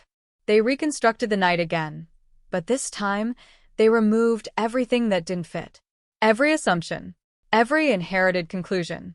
They rebuilt it from the ground up, guided only by what could be supported, what could be repeated, what could survive scrutiny.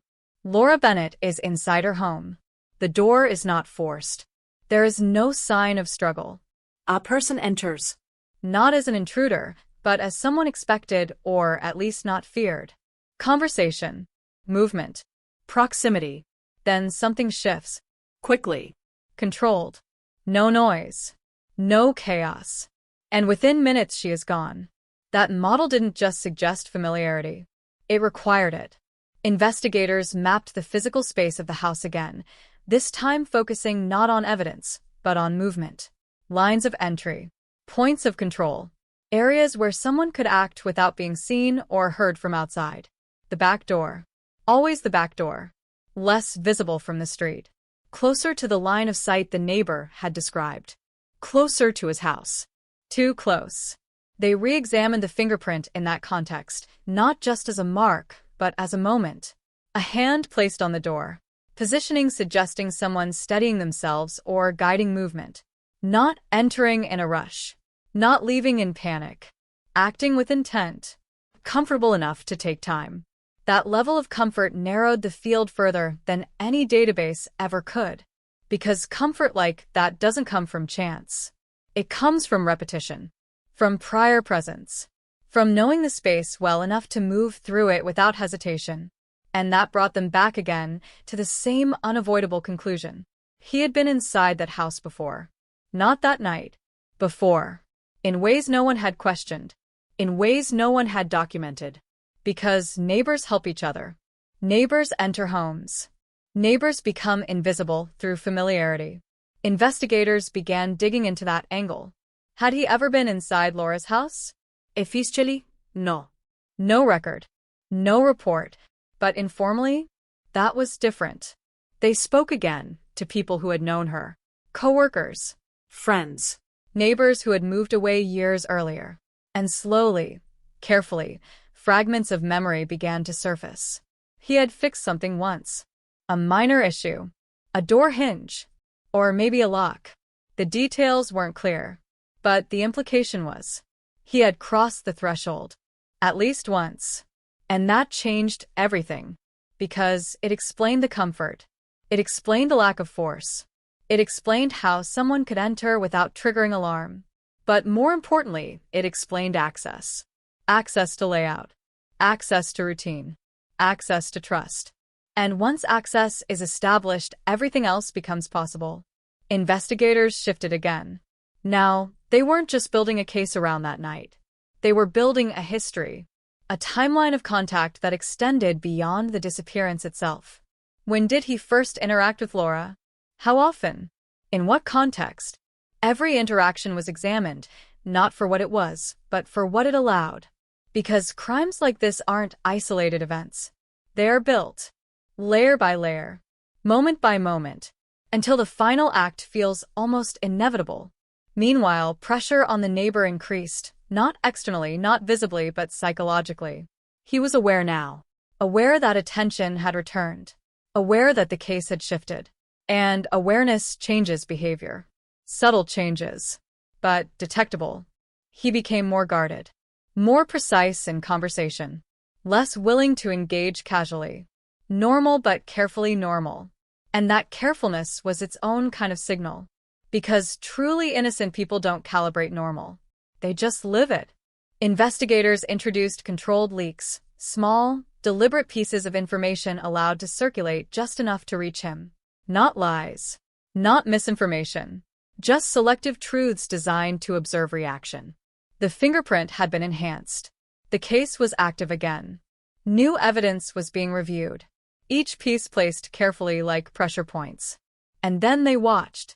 What they saw wasn't panic. It was adjustment. He didn't flee, didn't withdraw. He stayed. But his routine shifted. Slightly. Enough to suggest awareness. Enough to suggest calculation. And then another mistake. Not verbal this time. Behavioral. He began revisiting the past. Physically.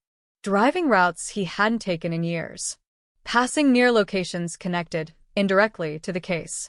Places that had never been publicly associated with the investigation. But places investigators had quietly considered early on. And that was something they couldn't ignore. Because people return to places that matter.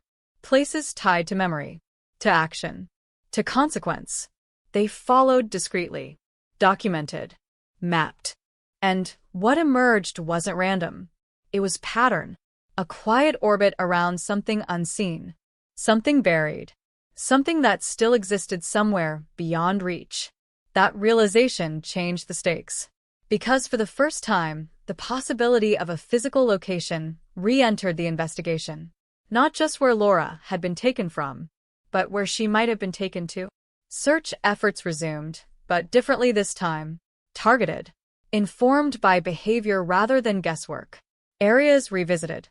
Ground re-examined with tools that hadn't existed in 1995. Still nothing. No remains. No definitive site. Just the persistent, haunting absence that had defined the case from the beginning. But absence, when it aligns with pattern, becomes direction. And direction was enough to keep moving. Back in the interrogation room, the tone shifted again. Less about confrontation. More about inevitability. They presented timelines, not as accusations, but as sequences that no longer required explanation. They presented movement patterns, behavioral changes, knowledge inconsistencies. Not asking him to confess, but showing him that the space to deny was shrinking. And for the first time there was something new, not in what he said, but in what he didn't. Silence. Extended. Uncomfortable. Unfilled. Because silence, in the face of structure, becomes weight. And weight becomes pressure. The case had reached a point where it no longer depended on a single piece of evidence. It was cumulative. Layered. Interlocking. Each fragment reinforcing the next. Until the overall picture became harder and harder to dismiss. Still incomplete, but no longer fragile. And as investigators stepped back, looking at everything not as isolated facts, but as a unified sequence, they understood something that had taken years to surface. This wasn't a mystery waiting to be discovered. It was a truth waiting to be proven. A truth that had been visible in fragments from the very beginning. The hesitation, the fingerprint, the proximity, the pattern, all pointing in the same direction, all converging on the same person. The same quiet presence that had existed just beyond certainty for over a decade. And now certainty was getting closer.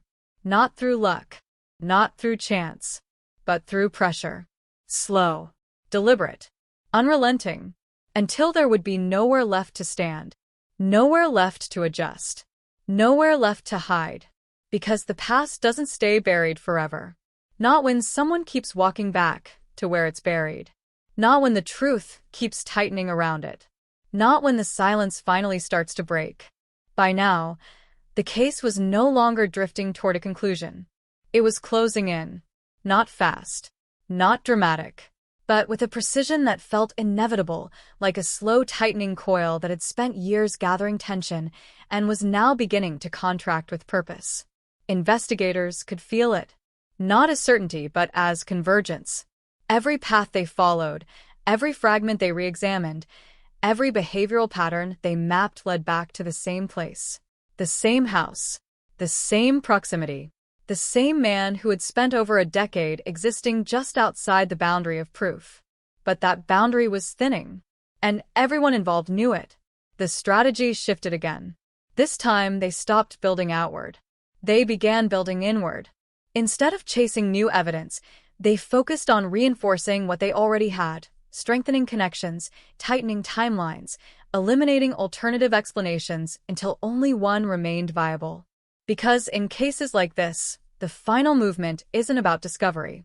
It's about collapse. Collapse of doubt. Collapse of possibility. Collapse of everything except the truth. They reconstructed the timeline of that night one more time, this time down to minutes. Not hours. Not broad estimates, but specific windows where movement could have occurred without detection. between 9:30 p.m. and 10:15 p.m. That was the gap. The only gap. The only space where Laura Bennett could have disappeared without being seen, heard, or interrupted. 50 minutes. That was all it took. 50 minutes for someone to enter her home, gain control, remove her, exit, and leave behind almost nothing, except that one print. And when investigators overlaid the neighbor's known movements onto that window, the alignment was no longer coincidental. It was precise, uncomfortably precise, because within that same 50-minute span, he had no confirmed presence anywhere else. No witnesses, no activity that could anchor him outside his home. Just absence. The same kind of absence that defined Laura's disappearance. They leaned harder into behavioral reconstruction. Not what he said, not what he claimed, but what his actions suggested. He had remained in the neighborhood, never moved, never distanced himself from the location of the crime. At first glance, that seemed counterintuitive.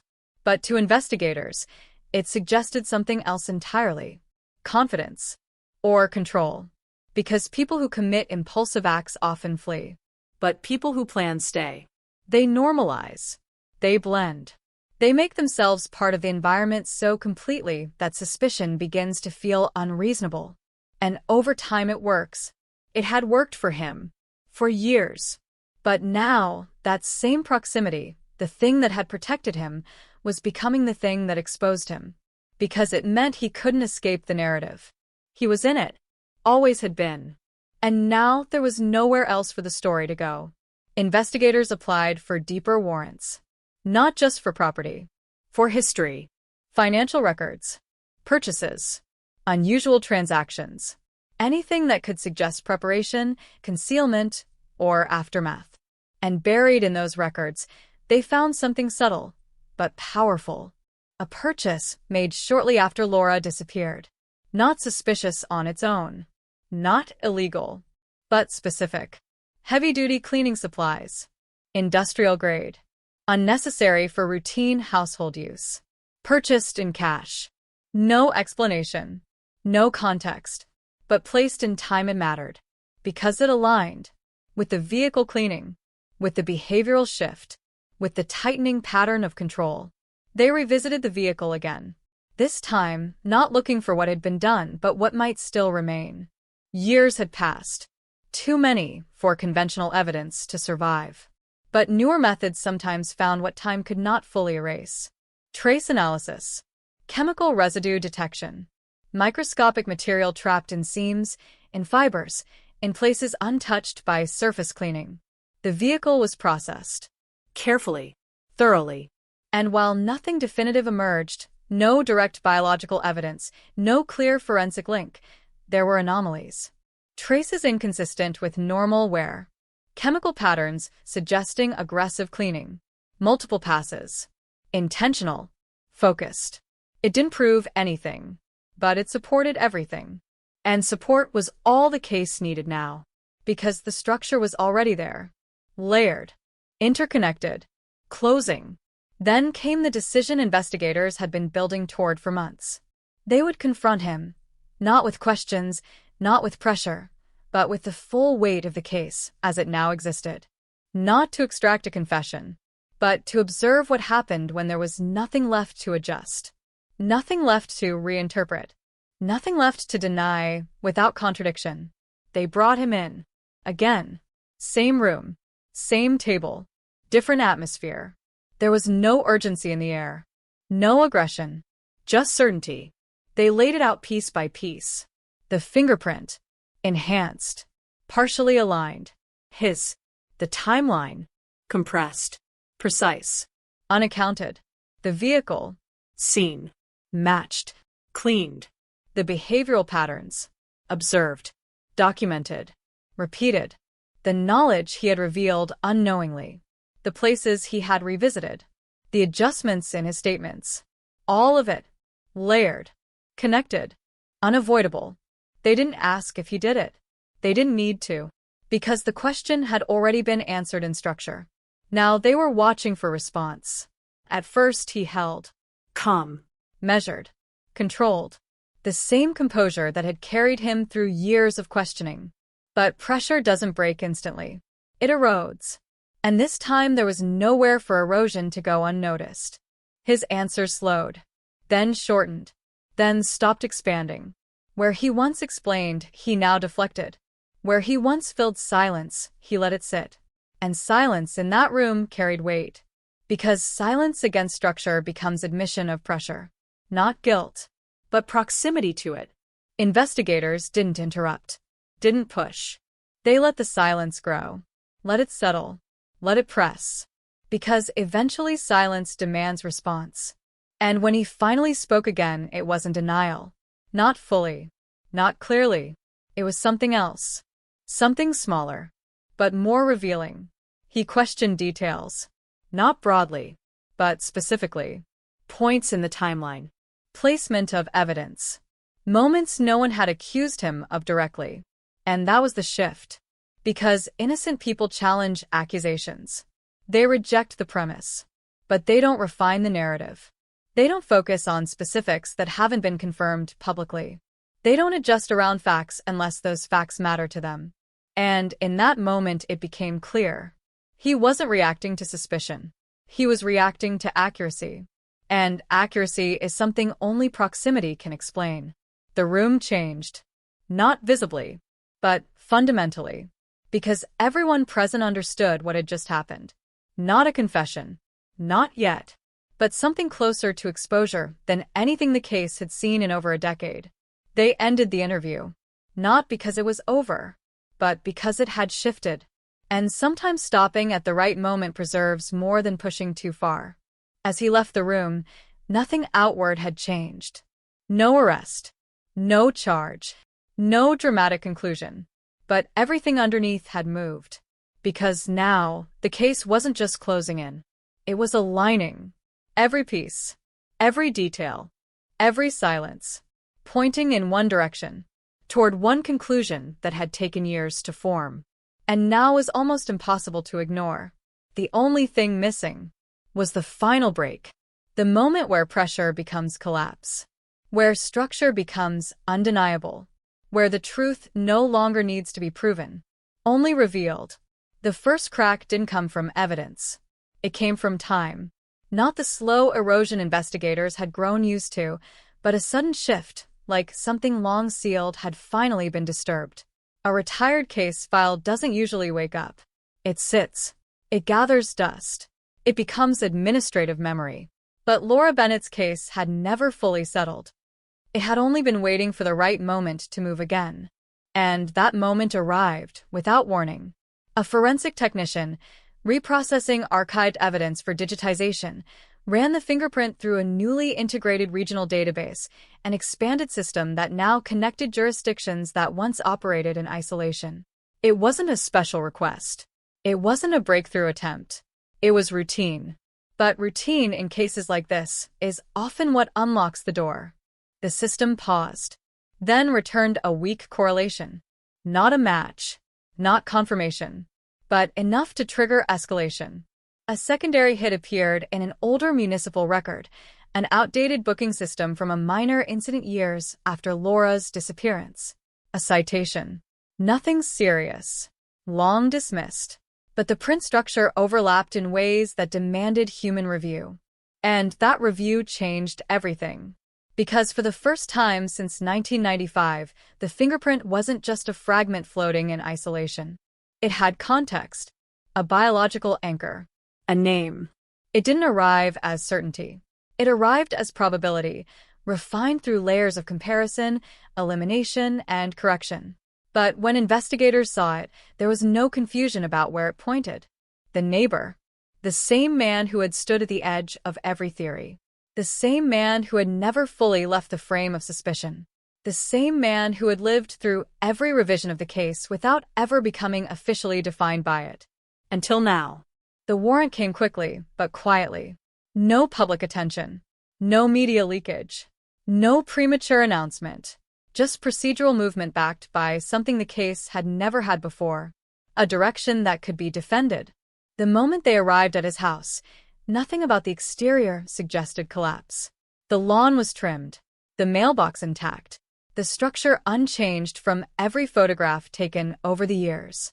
A house that had learned how to look untouched by time. But time had finally caught up. Inside, the atmosphere shifted immediately. Not chaotic, not defensive, but controlled in a way that felt rehearsed. Like someone who had spent years anticipating exactly this kind of visit and had prepared not for escape, but for response. He didn't resist, didn't panic, didn't ask why. He simply stepped aside. That behavior, more than anything, unsettled the investigators. Because resistance would have been simpler to interpret. Denial, anger, confusion, these were expected reactions. But compliance this calm suggested something else entirely. Understanding. The search began methodically. Room by room. Not searching for dramatic revelations, but for overlooked fragments. Items that didn't belong. Objects that carried weight beyond their appearance. At first, nothing stood out. Ordinary household items. Ordinary order. A life arranged to appear unremarkable. But then they found the box. It wasn't hidden. Not deliberately. Just placed. Stored among unrelated belongings in a storage space that hadn't been opened in years. Inside were documents. Old receipts. Handwritten notes. Maps. Not large-scale planning materials. Nothing theatrical. Just fragments of attention. Observations. Records of routine. Details that, when viewed individually, seemed harmless. But together they formed a pattern of observation. Not random memory. Not coincidence. Tracking. And then there were photographs. Not many, but enough. Images of the neighborhood taken from discrete angles. Streets. Houses. Windows. Not overt surveillance, but repeated documentation over time. A visual catalog of a space that should not require cataloging. Laura's house appeared in several of them. From different distances, different times of day, different seasons. Always present, always central. The air in the room didn't change dramatically when the discovery was made. It tightened slowly, like pressure building behind glass. When confronted with the box, he didn't immediately respond. He looked at it for a long moment, not surprise, not shock, something closer to resignation. Then he said something investigators would later describe as the most important moment of the entire case. Not a confession, not a denial, just acknowledgement of structure. I knew this would come back eventually. That sentence changed the tone of everything that followed. Because it wasn't reactive. It wasn't defensive. It wasn't improvised. It was continuity. They brought him in for formal interrogation immediately. This time, there was no ambiguity in the room. The case no longer needed to be constructed piece by piece. It already existed in full form, assembled, supported, reinforced by decades of accumulated fragments that now aligned too cleanly to dismiss. The fingerprint, the timeline gap, the vehicle, the cleaning supplies, the behavioral anomalies, the documentation, the photographs. Each element no longer stood alone. Each one reinforced the others, forming a closed structure that no longer depended on interpretation. It depended only on acceptance. Still, he didn't confess. Not in the way people expect. He didn't break down. He didn't collapse into emotional admission. Instead, he spoke carefully, measured, as if every word had already been rehearsed internally long before this moment arrived. He spoke about memory, about routine, about how time distorts perception. He acknowledged presence in the neighborhood that night. He acknowledged contact with Laura. He acknowledged entering her home. That was the moment the room shifted. Not dramatically, but irreversibly, because entry was no longer theory. It was admission. What remained unclear was intent. What remained unspoken was sequence. What remained unresolved was everything that had happened after that threshold was crossed. Investigators pressed, but not aggressively. The case had moved beyond extraction. Now it was about structure, about reconstructing what had been done in the space between action and consequence. And slowly, carefully, he began to describe it, not as a story, but as a series of moments. He said he had visited before. That familiarity had existed. That trust had been built over time in ways that never required explicit permission.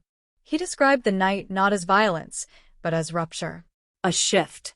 An event that escalated faster than intention could stabilize. His language avoided clarity, but the implications did not. Laura had not been taken in chaos. She had been taken in transition. A moment where familiarity turned, where proximity collapsed into control, where the boundary between neighbor and threat ceased to function. And then came the final admission. Not dramatic, not emotional, but precise. He described what he did afterward. The cleaning, the removal of traces, the vehicle maintenance, the attempt to restore normality to a world that had already been altered beyond repair. Not as strategy, but as response, as containment. The interrogation ended not with resolution, but with silence. Because what had just been revealed wasn't a single act, it was a sequence that had survived for decades beneath routine life. A life that had continued uninterrupted. A presence that had never been removed. A truth that had remained embedded in the most ordinary structure imaginable. A neighborhood, a street, a house. And when investigators finally stepped back, leaving the room behind, they understood the shape of the case in a way they hadn't before. It was never about a stranger. It was never about an unknown force entering from outside. It had always been about proximity, about trust worn thin over time, about the illusion of safety created by repetition, and about the quiet reality that some doors don't need to be forced open. They only need to be approached by someone who already knows how they work. Outside, the world continued as if nothing had changed. But inside the file, inside the structure of evidence, inside the decades-long silence of a single unresolved night in Florida, everything had finally begun to speak. The case did not end the way people imagine it would.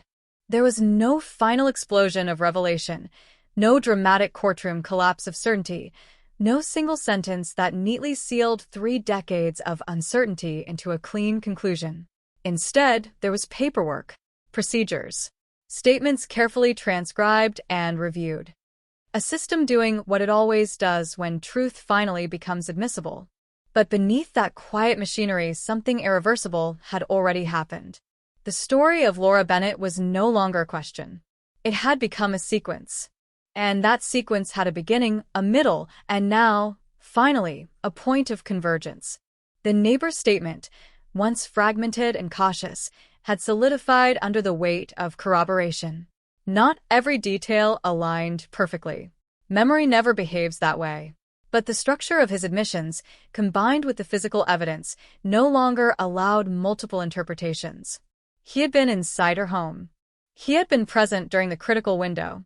And the aftermath, the cleaning, the behavioral adjustments, the sustained proximity over years, no longer read as coincidence or ambiguity. They read as continuity. The prosecution did not need imagination anymore. They had structure. And structure, in court, is more powerful than speculation. But what remained absent still haunted the case. Laura Bennett herself. No recovery.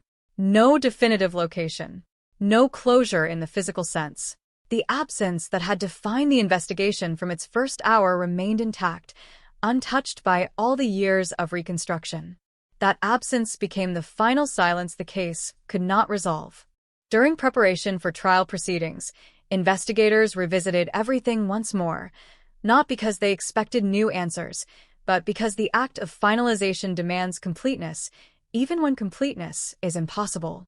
They walked the original scene again. The house, long since changed ownership, no longer resembled the place it had been in 1995.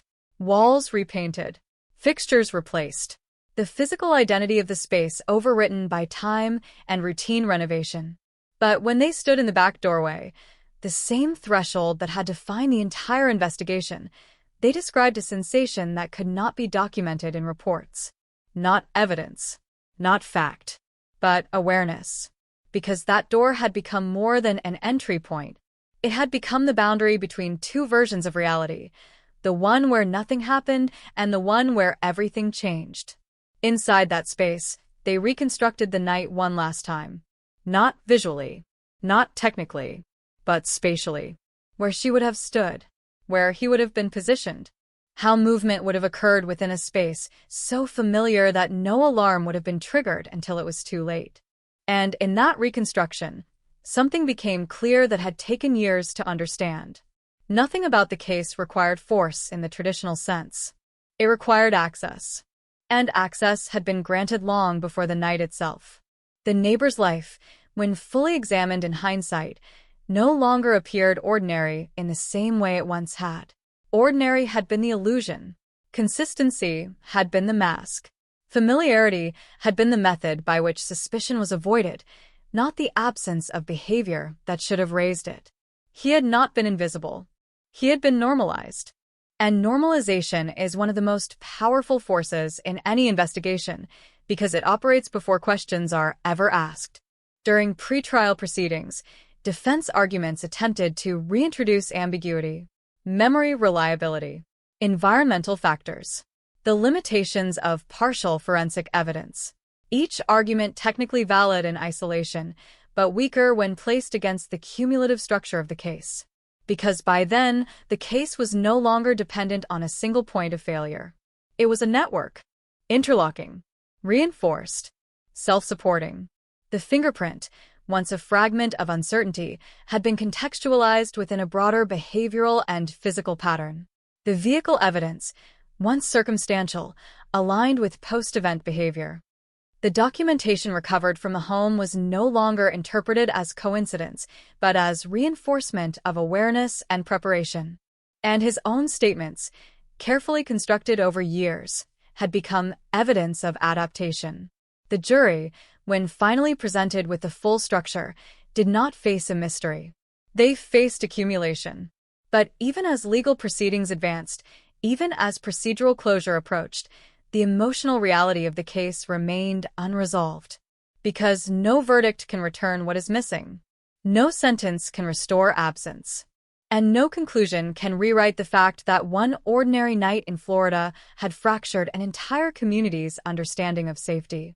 In interviews conducted after the arrest, neighbors struggled to reconcile memory with reality.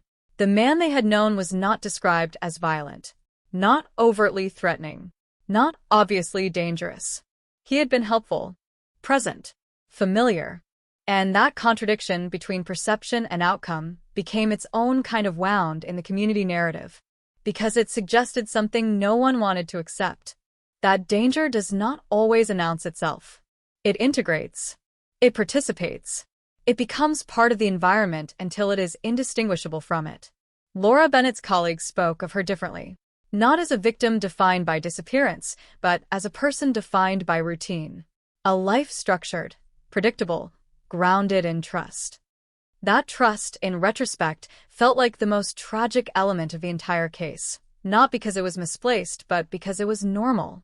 She had not acted irrationally. She had not ignored warning signs. She had lived as people are taught to live. And that normality had been exploited, not through force, but through proximity. In the final written summary of the case, investigators avoided emotional language. That is standard procedure. But even within procedural restraint, certain phrases carried weight. Extended familiarity, absence of forced entry, controlled environment, post-event behavioral adjustment. Each phrase was clinical. Each phrase was precise. And together, they described something far more unsettling than any dramatic narrative could capture. A crime that did not interrupt life. It passed through it.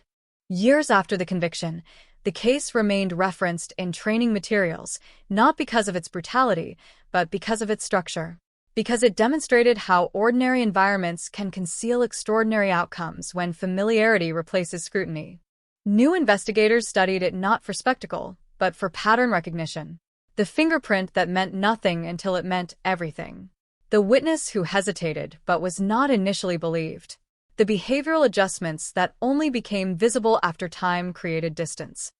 The accumulation of details that individually seemed insufficient, but collectively became undeniable. And always the final lesson returned to the same point. Most cases do not fail because evidence is absent. They fail because evidence is not recognized as connected until it is too late. Laura Bennett's disappearance, when finally understood in full, was not a sudden rupture in an otherwise stable world. It was the endpoint of a pattern that had been forming in plain sight. Slow, consistent, overlooked, and by the time it was recognized, it had already completed itself.